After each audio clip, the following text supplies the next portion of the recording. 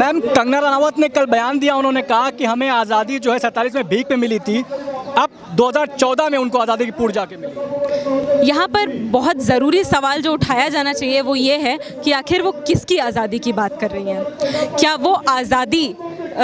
गरीबों की, दलितों की, महिलाओं की, आदिवासियों की, मजदूरों की, छोटे किसानों की, खेत मजदूरों की आज़ादी की बात कर रही हैं, या फिर अमीरों की आज़ादी की बात कर रही हैं? अमीरों की आसानी से लूट कर पाने की आज़ादी की बात कर रही हैं? अमीरों की आसानी से प्रो कॉरपोरेट फ्रेंडली नीतियां पारित करने की, जनता विरोधी नीतियां पारित कर पाने की आज़ादी की बात कर रही हैं? क्योंकि 47 की जो लड़ाई थी उसमें मैं भी ये जानती हूँ और पूरा देश ये जानता है कि गरीब जनता, मज़दूर जनता, जो किसान हैं, उनके आंदोलनों, उनकी मिलीजुली लड़ाई का नतीजा था कि हमें उस वक्त वो आज़ादी अंग्रेज़ों से मिल पाई। लेकिन अब आज़ादी की भी अगर हम बात कर लें तो ये बात करनी बहुत ज़रूरी है कि आखिर क्या 47 की जो आज़ादी थी वो वाकई में आम जनता के लिए आज़ादी थी, या वो केवल गोरों से आज़ादी थी और भूरों की कंपनी, जैसे कि भगत सिंह ने कहा था, इंडिया में वापस आ जाएगी, वो स्थापित है? क्योंकि आज वो पूरी तरह से स्थापित है और उसका सबूत है ये काले कृषि कानून, मजदूर कानून, जहाँ सबसे शोषित तबके के काम के घंटे बढ़ाकर 8 से 12 कर दिए जाते हैं और जिनकी मजदूरी न्यूनतम बढ़ाने की ज़रूरत है उसमें कोई वृद्धि नहीं की जाती। जहाँ पर इस तरीके के कृषि कानून लाए जाते हैं, जहाँ पर साफ साफ जमाखोरी को बढ़ावा दिया जाता है और जो आम जनता की खरीद पाने की जो कैपेसिटी है, जो उनकी इनकम है, उस पर कोई काम नहीं किया जाता। और शिक्षा के रास्ते मैम, उनको पद्मश्री भी दिया गया है। रानी लक्ष्मीबाई का उन्होंने बायोपिक में रोल किया था, तो रानी लक्ष्मीबाई ने स्वतंत्रता में, आज़ादी में बड़ा योगदान किया। तो ऐसा नहीं बायोपिक के साथ जिसके लिए उनको पद्मश्री मिला उस मुद्दे को लेकर वो भटक गई हैं, यानी उसको भीख मांगती है, आज़ादी नहीं मांगती। देखिए, समाज में आज बहुत सारे लोग ऐसे मौजूद हैं जिन मुद्दों पर वो अगर कोई काम उन्होंने, जैसे कंगना रनावत की बात करें तो उन्होंने अगर रानी लक्ष्मीबाई की ये मूवी की है तो मुझे नहीं मालूम या मुझे नहीं लगता कि उन्हें रानी लक्ष्मीबाई की भूमिका से कितना मतलब है, क्योंकि अगर मतलब होता तो आज़ादी के मूल्यों पर वो विचार करती हैं और आज़ादी का आज के देश में अलग अलग समुदाय से आने वाले लोगों के लिए क्या मायने हैं उसको वो ध्यान में रखते हुए बोलती। आज बहुत आसान है कंगना रनावत जैसे लोगों को सरकार की चाटुकारिता में लगातार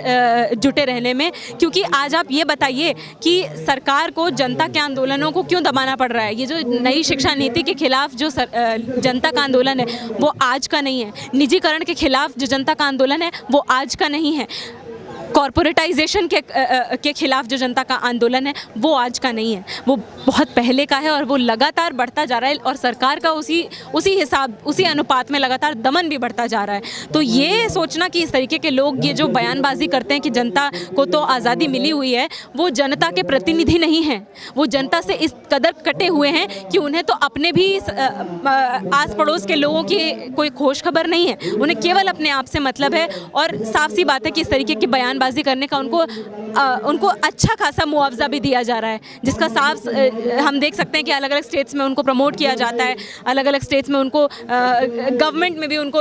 कोई ना कोई रोल दे दिया जाता है, कोई ना कोई अवार्ड दे दिया जाता है। और जो जनता की आवाज़ उठा रहा है या उसका प्रतिनिधित्व कर रहा है उसको लगातार यूएपीए जैसे काले कानून ठोक कर जेल में सड़ाया जा रहा है, सालों साल जिनकी सुनवाई नहीं होती। इसी बीच बीजेपी नेता, एबीपी के नेता, बीजेपी प्रवक्ता ने कहा कि आज़ादी 99 साल के लीज पे मिली। ऐसा नहीं लग रहा है कि जो स्वतंत्रता सेनानियों ने आज़ादी में योगदान दिया उनके योगदान को निराधार माना जा रहा है? देखिए,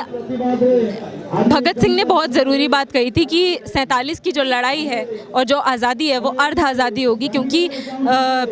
गोरों से आज़ादी हो जाएगी लेकिन जो भूरे कैपिटलिस्ट हैं, जो भूरे मालिक हैं, वो उस कंपनी को हथिया लेंगे और इस तरीके का शोषण और गैर बराबरी लगातार चलता रहेगा। तो वही अब हम जब स्वतंत्रता संग्राम के सेनानियों की बात करें या फिर उनकी भी बात करें जिन्हें कभी याद नहीं किया जाता है, जनता के अलग अलग राज्यों में अलग अलग आंदोलन हुए, चाहे वो तेलंगाना में आंदोलन रहा हो, चाहे वो कश्मीर में आंदोलन रहा हो, चाहे वो महाराष्ट्र में दलितों का आंदोलन रहा हो, इन सभी आंदोलनों का मिला जुला एक ये नतीजा था कि हम